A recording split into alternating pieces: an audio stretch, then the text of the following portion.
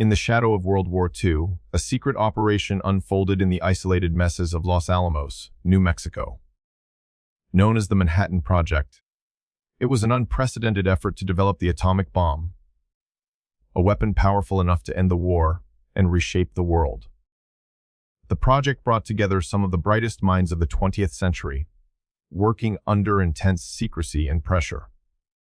But great innovation often comes with great cost. The toll of the Manhattan Project wasn't merely physical or ethical. It left scars on the very fabric of the place itself. Decades after the project ended, Los Alamos remains a hub of scientific research, but stories persist of strange occurrences in the old facilities. Shadows that move where no one should be, whispers in sealed-off labs, and ghostly figures of scientists who never left their work behind. These are the haunting shadows of nuclear secrets. Story 1. The Figure in the Test Chamber. Los Alamos was a town built for secrecy. Tucked away in the remote mesas of New Mexico, it had been the beating heart of the Manhattan Project, where scientists toiled under intense pressure to unlock the secrets of atomic energy. Even decades later, remnants of that era lingered. Abandoned labs, unused equipment, and the whispered stories of those who never left. For Dr. Emily Sloan, a physicist working on a modern project at Los Alamos National Laboratory, those relics were part of the charm. She'd always been fascinated by the history of the Manhattan Project. Walking the same halls where great minds like Oppenheimer and Fermi had worked felt like a privilege. But one evening, while cataloging documents in a long, abandoned test chamber, Emily experienced something that shook her rational mind to its core. Emily had been tasked with retrieving archived documents from Test Chamber 6, a facility that hadn't been used since the late 1940s. Most of the chamber had been cleared out, but a few cabinets remained, filled with papers that no one had thought to digitize. She wasn't thrilled about the assignment. It was grunt work, far removed from her usual research. But the idea of exploring an untouched piece of Manhattan Project history intrigued her. As she descended the narrow staircase into the chamber, Emily felt a slight chill. The air was heavy, carrying the faint metallic tang of old equipment and something sharper, something she couldn't quite place. The room was dimly lit, with a single overhead bulb casting long shadows across the walls. Rusted machinery loomed in the corners, their purposes lost to time. Just a room, Emily muttered, trying to shake the unease creeping up her spine. Emily had been sifting through the filing cabinets for about an hour when she first felt it. A prickling sensation on the back of her neck, as though someone were watching her. She paused, glancing over her shoulder. The room was empty, the only sound the faint hum of the old ventilation system. Get a grip, she told herself, returning to the files. But the feeling didn't go away. It grew stronger, more oppressive, until she couldn't ignore it. She turned again, her eyes scanning the room. That's when she saw it. A shadow moving along the far wall. It wasn't her shadow. It moved independently, gliding across the room with deliberate slowness. Emily's breath caught in her throat as she followed its path. The shadow stopped near an old console in the corner, then vanished. Her heart pounded as she stood frozen in place. The rational part of her brain screamed for an explanation. A trick of the light, maybe. But deep down, she knew it wasn't that simple. Emily returned to her office that night, unable to shake the image of the shadow. She searched the lab's archives for any information about Test Chamber 6, hoping to find a clue to its history. What she discovered sent chills through her. In 1945, the chamber had been the site of a tragic accident. A young physicist named Dr. Nathan Grayson had been working late, attempting to refine an experiment involving uranium. According to reports, a miscalculation led to a sudden burst of radiation. Nathan died instantly. His colleagues, finding him slumped over the very console Emily had seen the shadow approach. The incident was quietly buried, classified as part of the project's numerous, necessary risks. But whispers of Nathan's dedication and his unfinished work persisted among those who had known him. Emily felt a strange connection to Nathan. Like her, he had been young, ambitious, and driven by a desire to push the boundaries of science. She couldn't help but wonder if his shadow had been a trick of her imagination, or something more. A week later, Emily found herself back in the test chamber, determined to finish cataloging the documents. This time, she brought a flashlight and a recorder, half joking to herself that she'd document any uninvited guests. The room was just as she'd left it, cold, silent, and unsettling. She worked quickly, trying to ignore the feeling of being watched. Then the shadow appeared again. It emerged from the far wall, its movements deliberate and unhurried. Emily's hands shook as she grabbed her flashlight, shining the beam toward the shadow. It didn't disappear. Instead, it seemed to take on form, becoming more solid. Her breath hitched as she realized she was looking at a man, a young physicist in a lab coat, his face pale and expressionless. He stood by the console, his hand resting lightly on its surface. "Who are you?" Emily whispered. The figure turned its head toward her, and for a brief moment, she felt an overwhelming sense of sadness and urgency. The man raised a hand, pointing to the console. Emily hesitated, then approached cautiously. Her fingers brushed against the dusty controls, and the world shifted. Emily was no longer in the abandoned test chamber. She stood in a bustling lab, surrounded by scientists in white coats. The air buzzed with activity. Papers rustled, machines whirred, and voices called out commands. At the center of it all was Nathan Grayson, hunched over the console, scribbling equations onto a clipboard. His brow was furrowed in concentration, his movements hurried. Emily tried to move closer, but the scene shifted. The lab was now silent, empty except for Nathan. He stared at the console, his expression one of determination tinged with fear. Then came the flash, a blinding burst of light that consumed everything. Emily felt a wave of heat and energy, followed by an unbearable stillness. When the vision faded, she was back in the present, her hands gripping the console. The shadow was gone, but its presence lingered, heavy in the air. Emily spent the next few weeks analyzing the equations she had seen in the vision. They were unlike anything she'd encountered before. A complex theory on nuclear fission that seemed decades ahead of its time. She shared her findings cautiously, crediting them to uncovered notes from the Manhattan Project. Her colleagues were astounded, but Emily kept the full truth to herself. Late at night, she often thought of Nathan Grayson, the brilliant physicist whose work had been cut short. She wondered if his shadow still lingered in the test chamber, watching over the console where he had spent his final moments. One evening, she returned to the chamber with a small plaque inscribed with Nathan's name. She placed it on the console and whispered, "Your work wasn't forgotten. Thank you." As she turned to leave, she thought she saw a faint shadow near the wall. A silent acknowledgement before it disappeared into the darkness. The Manhattan Project left more than a legacy of scientific achievement. It left echoes of those who had given everything in the pursuit of knowledge. For Emily, the test chamber was a reminder that the past was never truly gone. And for those who worked in Los Alamos, the shadows of nuclear secrets would always remain. Story 2. The Crying Woman of Bathtub Row. Bathtub Row in Los Alamos, New Mexico, is a quiet stretch of adobe homes that hides an extraordinary history. During the Manhattan Project, these houses served as the residences for the most senior scientists, including J. Robert Oppenheimer himself. In a town designed for secrecy and urgency, Bathtub Row was a rare enclave of relative comfort. But not all the stories tied to these homes are ones of triumph or camaraderie. Beneath the manicured lawns and whitewashed walls linger the echoes of heartbreak and tragedy. For historian Claire DuPont, staying in one of these historic homes while documenting the personal lives of the Manhattan Project families was an honor. But she soon discovered she wasn't alone in the house.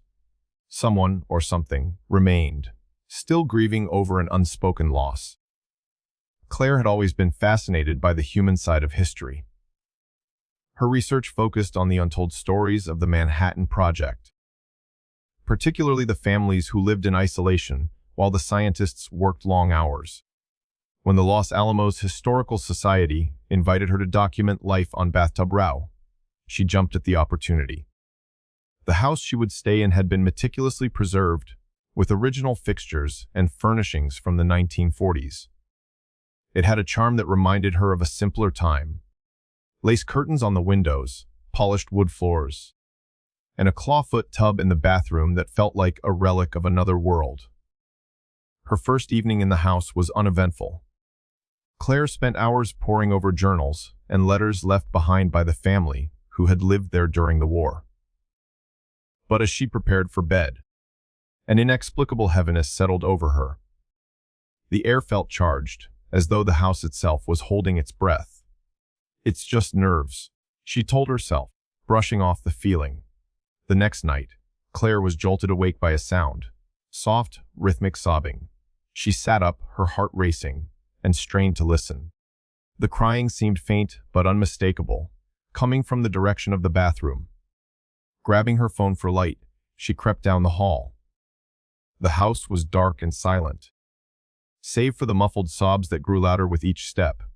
She pushed the bathroom door open, half expecting to find someone inside. The room was empty, but the mirror was fogged over, as though someone had just stepped out of a hot shower. A single word was traced into the condensation. WWII. Claire froze. Her breath caught in her throat. The sobbing stopped, leaving the house in an eerie silence. The next morning, Claire met with a local historian, hoping to find some answers. She described the crying, the fogged mirror, and the message written on the glass. The historian's face darkened. "You must be staying in the Henderson house." "Ah." Claire nodded. "What happened there?" The historian sighed. Margaret Henderson was the wife of a senior scientist on the project. She moved here in 1943, but life in Los Alamos wasn't what she expected. Her husband worked around the clock, and she was left alone most of the time. No friends, no family, no one to talk to. By 1944, she'd become deeply depressed. "What happened to her?" Claire asked. "She took her own life," the historian said softly. "In that very bathroom." Her husband had requested a divorce in a letter. He'd fallen in love with someone else. She couldn't take it. Claire felt a chill run down her spine. Do people know about this? Not many. It's one of those stories people don't like to talk about. Claire tried to focus on her research, but the memory of Margaret's story weighed heavily on her. As the hours ticked by, the house seemed to grow colder, the shadows deeper. Around midnight, the sobbing returned. This time it was louder, more anguished. Claire gripped her pen tightly, unsure whether to investigate or stay frozen at her desk. The sound moved through the house, as if someone were pacing the halls. Then came a faint whisper, barely audible. "Left me." Claire stood, her legs trembling, and followed the sound to the bathroom. The door was ajar, and the faint light from the hallway cast long shadows on the tiled floor. As she stepped inside, the temperature plummeted. The mirror was fogged again, with another message scrawled across it. What didn't he stay? Claire's reflection flickered, and for a brief moment, she saw someone else in the glass, a woman with hollow eyes and tear-streaked cheeks. Determined to help Margaret find peace, Claire spent the next day preparing a small memorial. She found an old photograph of Margaret in the house's archives and placed it on the bathroom counter alongside a vase of fresh flowers. That evening, as the house fell into its usual silence, Claire sat in the living room and waited. The sobbing began again, but this time, it was softer, less frantic. Claire walked to the bathroom, her heart pounding. The door creaked open, revealing the faint outline of a woman sitting on the edge of the tub. Her form shimmered, as though caught between worlds. "Margaret," Claire said gently. "I know what happened to you. I'm so sorry for what you went through."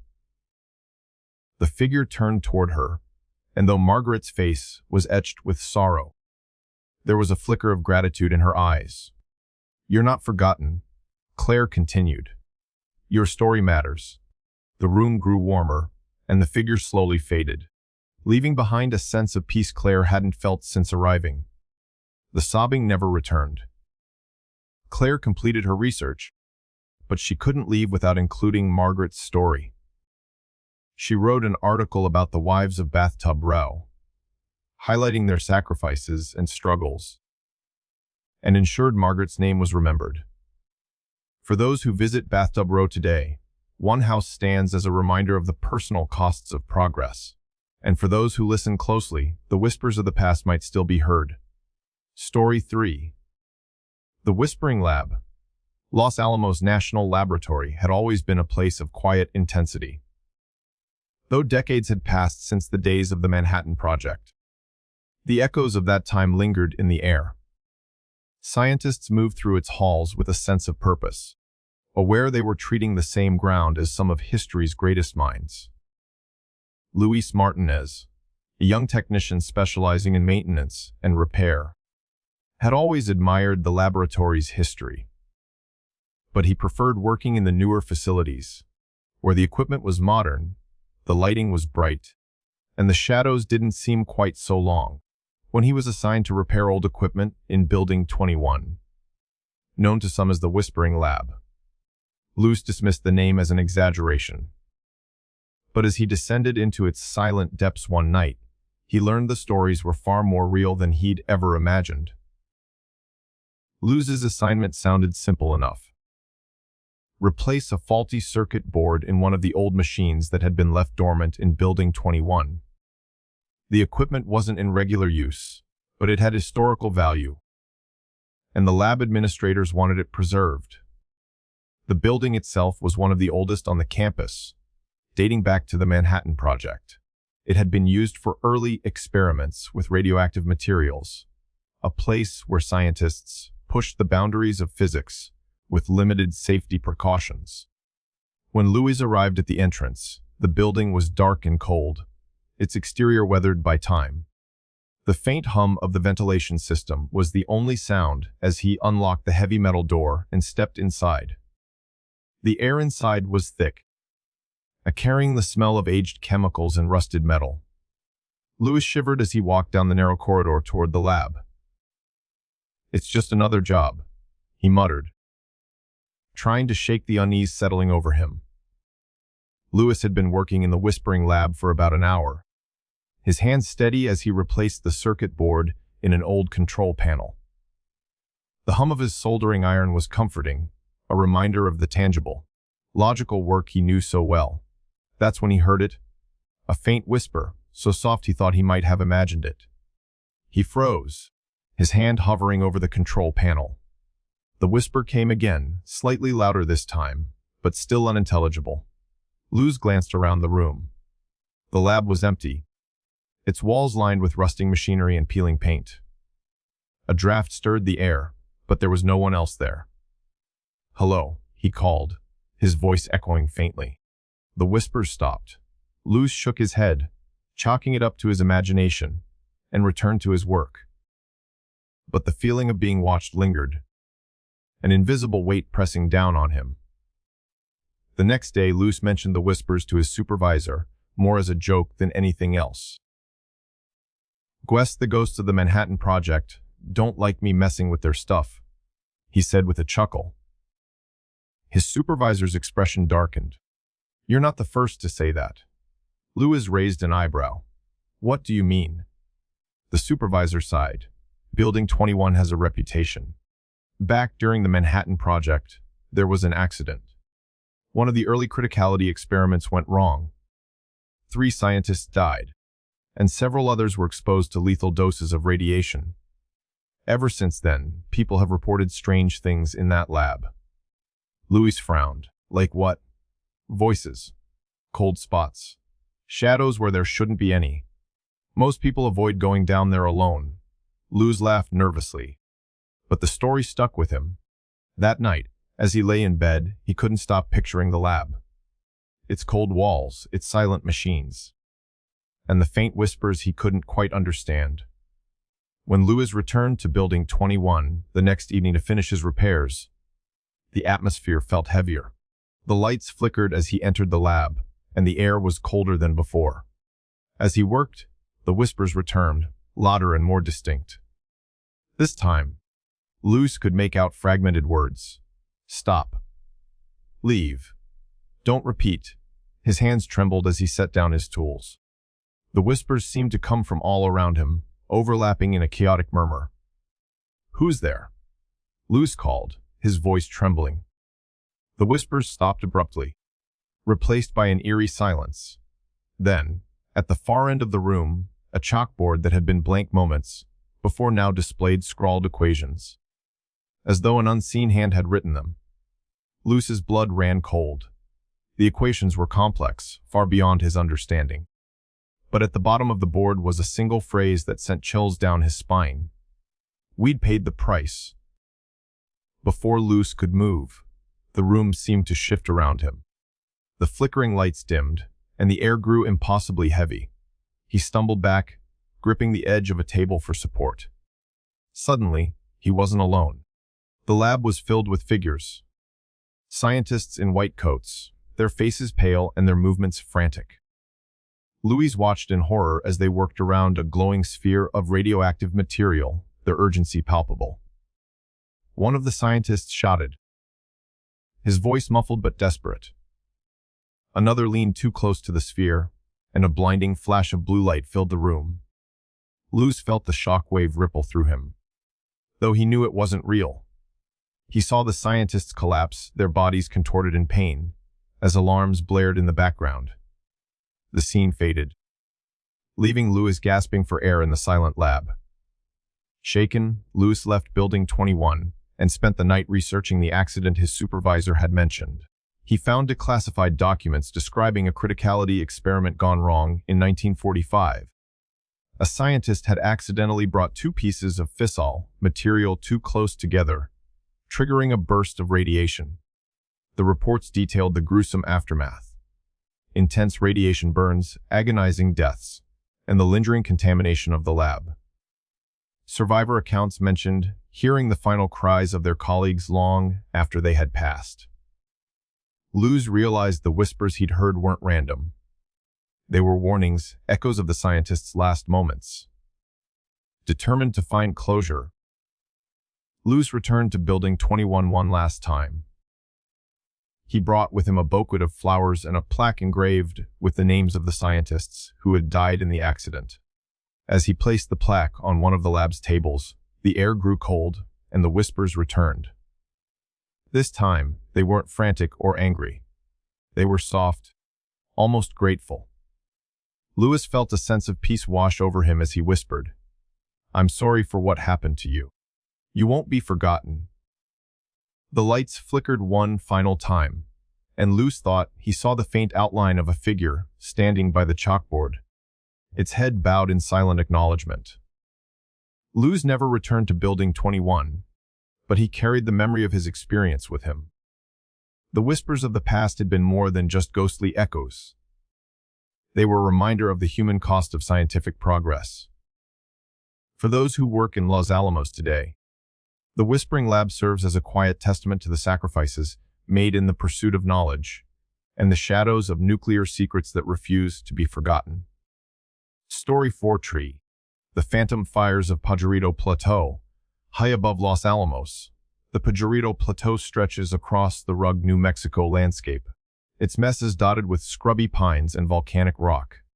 During the Manhattan Project, this plateau became the testing ground for some of the most dangerous experiments in human history. Here, scientists pushed the limits of knowledge, conducting experiments that carried both promise and peril. Decades later, the area has returned to its natural beauty, but those who know its history speak in hushed tones of the strange lights and ghostly apparitions that appear after dusk.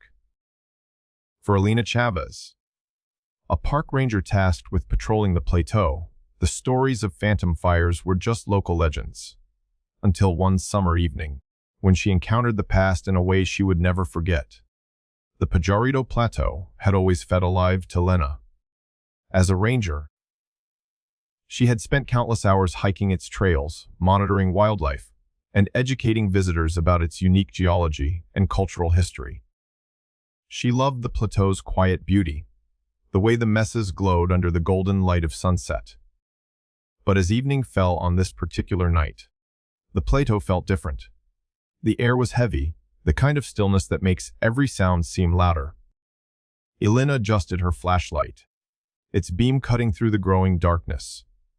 Her route took her past an old Manhattan Project testing site. The area was fenced off, with signs warning visitors to keep out. Though the site had long been decommissioned, it carried an undeniable weight, as though the ground itself remembered the experiments that had once taken place there. Elena was about halfway through her patrol when she saw it. A flickering light in the distance, low to the ground. At first, she thought it was a campfire, a violation of the area's strict no camping policy. "Great," she muttered, setting off toward the light. As she drew closer, she noticed something strange. The fire didn't behave like a normal flame. It didn't cast smoke into the air in response to the breeze. Instead, it burned steadily, its glow an otherworldly orange. "Hello," Elena called out, her voice carrying through the stillness. The light dimmed slightly but didn't go out. Elena's unease grew as she approached. When she was within 20 feet of the fire, it vanished completely, leaving the ground dark and unmarked. Shaken, Elena returned to the ranger station the next morning and mentioned the strange fire a colleague. "You saw it too?" Her colleague asked, his eyes narrowing. "What do you mean?" Elena replied. "That's not the first time someone's reported lights out there," he said. "It's been happening for years. Locals call them phantom fires. Supposedly, they're tied to an explosion that happened at one of the testing sites back in '44. Curious, Elena began researching the plateau's history. She learned that in 1944, a group of Manhattan Project scientists had conducted a high-risk experiment involving explosive detonators. Something went wrong, and the resulting blast killed 3 workers and injured several more. The site was abandoned shortly after, and the accident was quietly buried under the project's many secrets. Survivor accounts spoke of a fire that burned too brightly, its heat lingering long after it should have faded. Determined to uncover the truth, Elena returned to the plateau the following evening. She followed the same path as before, her footsteps crunching softly against the dirt. As the sky darkened, the phantom fire appeared again, flickering in the distance. This time, Elena felt a strange pull, as though the light were calling her closer. She approached cautiously, her flashlight trained on the ground ahead. As she drew nearer, she saw faint shapes materializing around the fire, figures in lab coats, their outlines glowing faintly. Elena's breath caught. The figures moved with purpose, gesturing toward unseen equipment and speaking in muffled tones. Though their words were indistinct, their urgency was clear. "Who are you?" Elena whispered, her voice trembling. One of the figures turned toward her, its face partially illuminated by the firelight. Its expression was one of despair, its mouth moving as though trying to speak.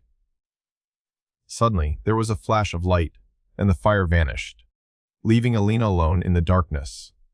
Elena stood frozen, her heart pounding. The air around her grew colder, and the plateau seemed to shift. She felt a strange pull, as though she were being drawn into another time. In an instant, she was no longer alone. The phantom fire burned brighter, and the figures became solid, their movements frantic. Elena realized she was witnessing the moments leading up to the explosion. She saw the workers arranging the detonators, their faces tense with concentration.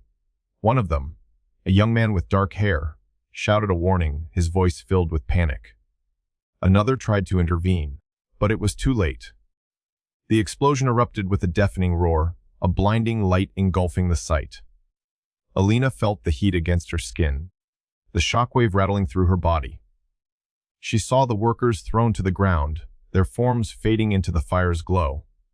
And then, just as quickly as it began. The vision ended. Elena returned to the ranger station, shaken but determined to honor the memory of the workers who had died. She contacted the Los Alamos Historical Society, sharing what she had seen and urging them to commemorate the accident. Together, they organized a small ceremony at the testing site, placing a plaque inscribed with the names of the lost workers. Local historians attended, sharing stories of the Manhattan Project's forgotten sacrifices. During the ceremony, Elena felt a sense of peace wash over her. As the sun set, she glanced toward the horizon and thought she saw a faint flicker of light. A final acknowledgement from the spirits of the plateau. The phantom fires of Pajarito Plateau serve as a reminder of the risks and sacrifices that define the Manhattan Project. For Elena, the experience was more than just a ghost story. It was a connection to history, a chance to give voice to those who had been silenced by secrecy. Today, the plateau remains a place of quiet beauty. But for those who venture there after dark, the past might still find a way to make itself known. The Manhattan Project's legacy is one of brilliance and tragedy, a testament to human ingenuity and the consequences of wielding immense power. In Los Alamos, the past lingers not only in archives and monuments, but in the shadows and whispers of those who never left. For those who visit, the stories of haunting serve as reminders of the lives sacrificed in the pursuit of progress and the enduring weight of nuclear secrets.